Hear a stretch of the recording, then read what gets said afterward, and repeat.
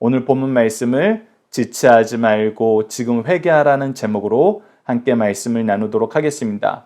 오늘 본문 말씀을 저희들 크게 두 단락으로 나눠서 보고자 합니다. 첫 번째 단락은 1절에서 5절 말씀으로 사람들은 어떤 방법으로 자신의 의를 드러내려 하나요?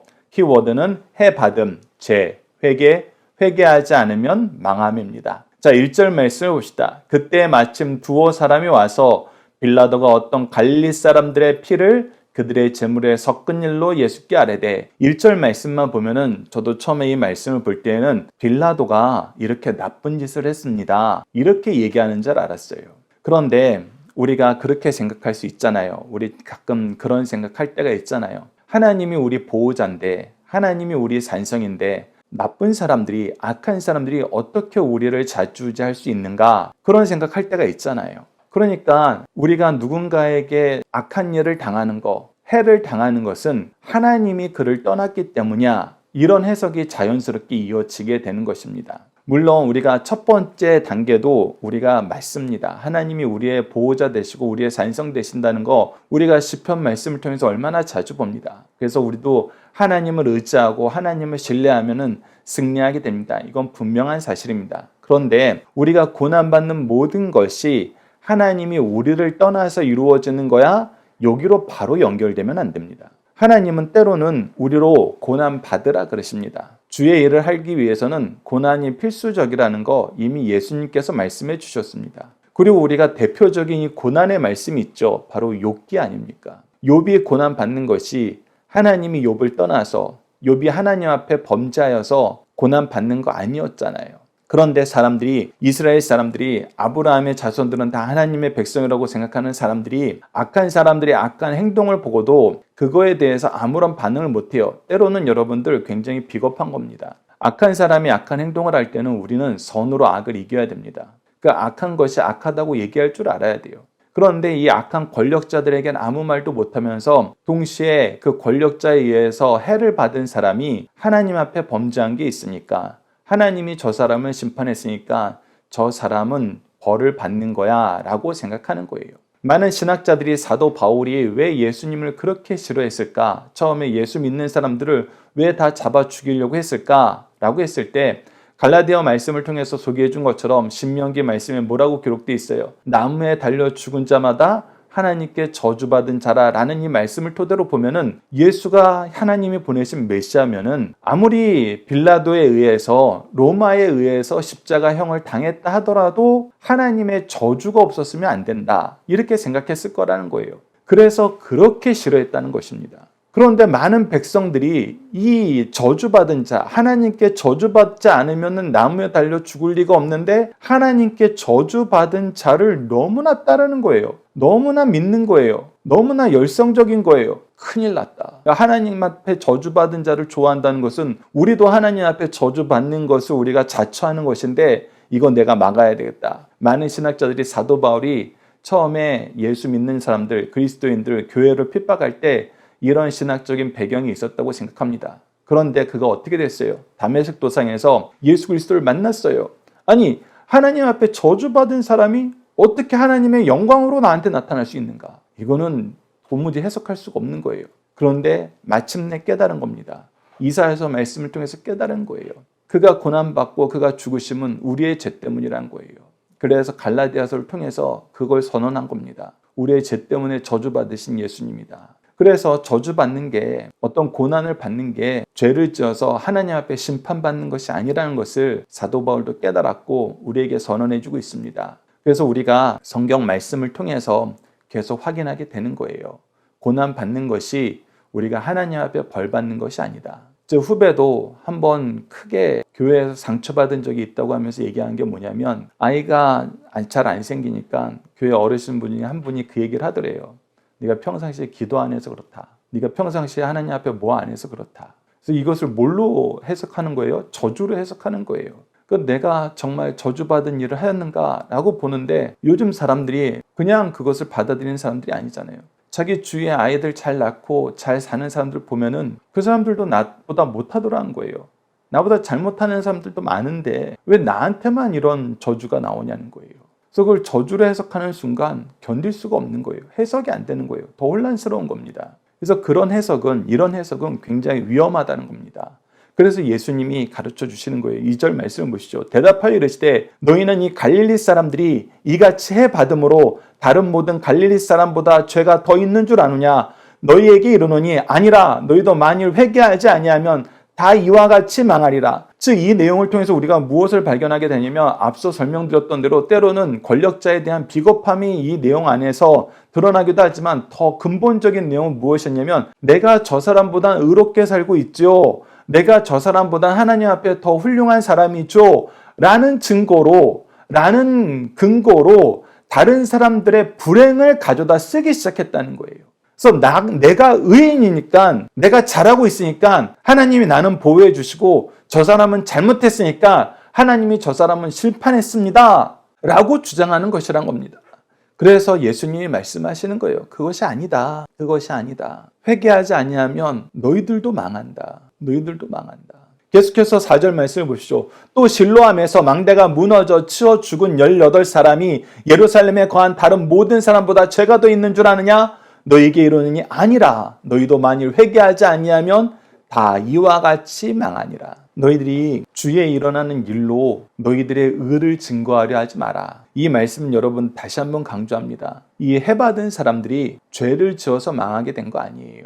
그렇게 해석하는 사람들이 잘못된 거예요. 망하게 되는 것은 이런 일로 망하지 않습니다. 도리어 여러분들 요한복음 9장에서도 나면서부터 소경된 사람들의 예를 통해서 제자들은 뭐라고 생각했어요? 야, 나면서부터 소경됐다는 것은 이 사람이 태어나기 전부터 엄청난 죄를 지었던지 그 부모가 엄청난 죄를 지은 것이다. 그래서 이렇게 단정해놓고 예수님께 질문하잖아요. 뭐라고 질문합니까? 예수님, 이 사람이 이렇게 된 게 그 부모 때문입니까? 이 사람 본인의 죄 때문입니까? 예수님이 그때 뭐라고 대답하세요? 부모의 죄도 이 사람의 죄도 아니고 하나님의 영광을 드러내기 위한 것이다.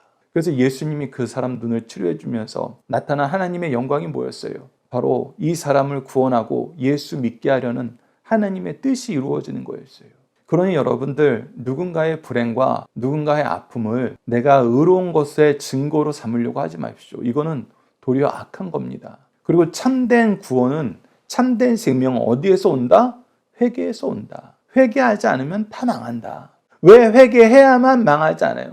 회개해야만 자기의 죄를 깨닫고 자기의 죄를 자복하고 자기의 죄가 자기 앞에서 얼마나 강건하고 우리가 하나님의 은혜가 아니면 살 수 없다는 것을 비로소 시인하고 의지하게 되거든요.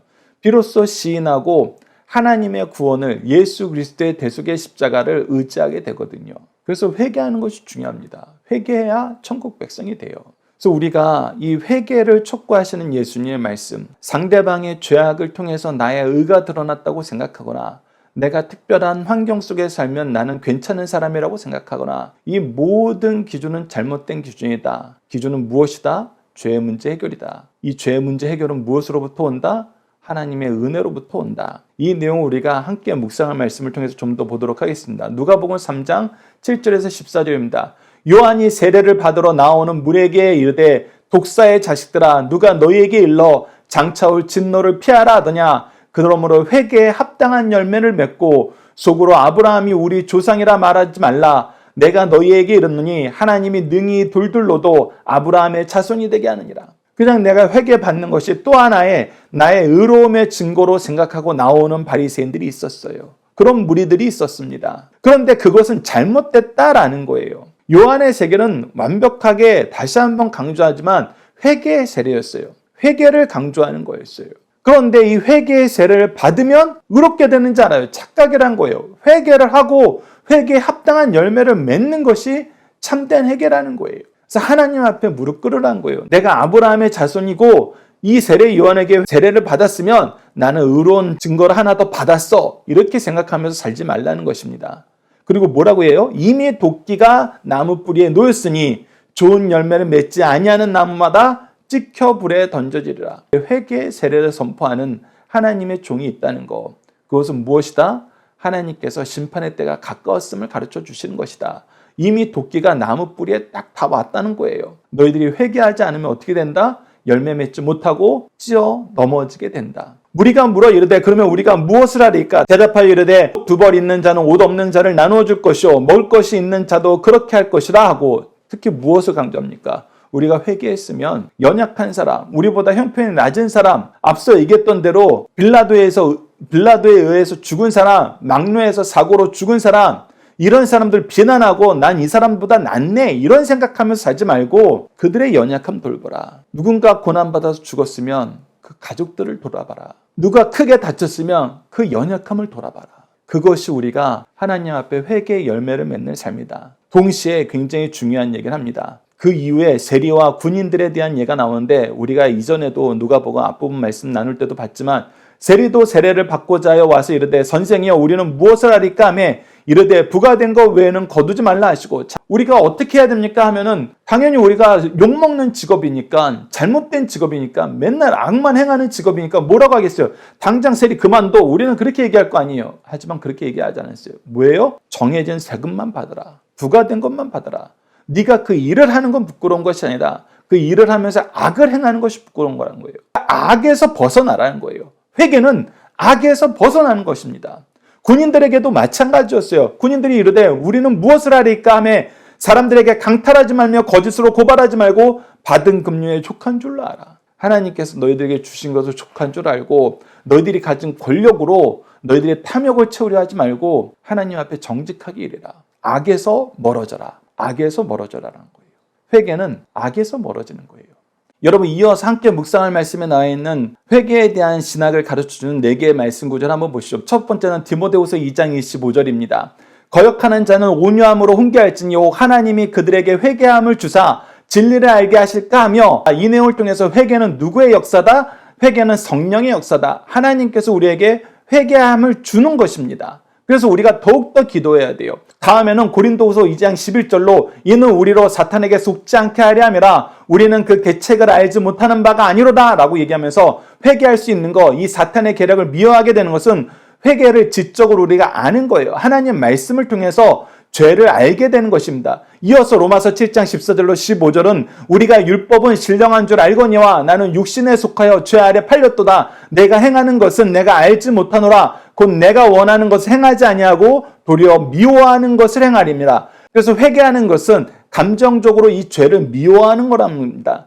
회개는 지적으로 성경을 통해서 죄가 무엇인지 깨닫고 감정적으로 이 죄를 미워하게 되는 거예요. 그리고 마지막이 가장 중요합니다. 호세아서 6장 1절을 보십시오. 오라 우리가 여호와께로 돌아가자. 여호와께서 우리를 찢으셨나니 도로 낫게 하실 것이요 우리를 치셨으니 싸매어 주실 것입니다. 즉 하나님께 돌아가면 하나님께서 우리를 치료해 주시고 구원해 주시고 회복시켜 주신다는 그 믿음을 가지고 의지적으로 하나님께 돌아가는 것입니다. 그래서 회개라는 건 무엇이냐? 회개는 성령의 역사로 지적으로 죄를 구별하고 감정적으로 죄를 미워하고 의지적으로 하나님께 돌아가는 것이다.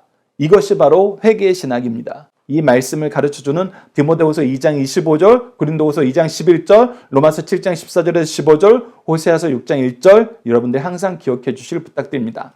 자, 두 번째 단락입니다. 6절에서 9절 말씀을 하나님은 무엇을 통하여 인생의 의를 판단하시나요? 키워드는 열매, 찍어버리다, 돌보다, 참된 리더, 남을 위해 복입니다. 자, 6절 말씀 보시죠. 이에 비유로 말씀하시되 한 사람이 포도원에 무화과 나무를 심은 것이 있더니 와서 그 열매를 구하였으나 얻지 못한지라. 자, 이 무화과 나무를 심은 한 사람은 하나님이고 무화과 나무는 바로 우리입니다. 그리고 우리를 통해서 하나님은 무엇을 요구하세요? 열매를 요구하세요. 회개에 합당한 열매를 요구하세요. 분명히 열매가 있어요. 우리를 통해서 하나님의 일을 이루시거든요. 그런데 열매가 없는 거예요. 그래서 7절 말씀을 보시죠. 포도원 지게에게 이르되 내가 3년을 와서 이 무화과 나무에게서 열매를 구하되 얻지 못하니 찍어버리라. 어찌 땅만 버리게 하겠느냐? 즉 심판의 때가 왔다는 것입니다. 심판의 때가 왔어요.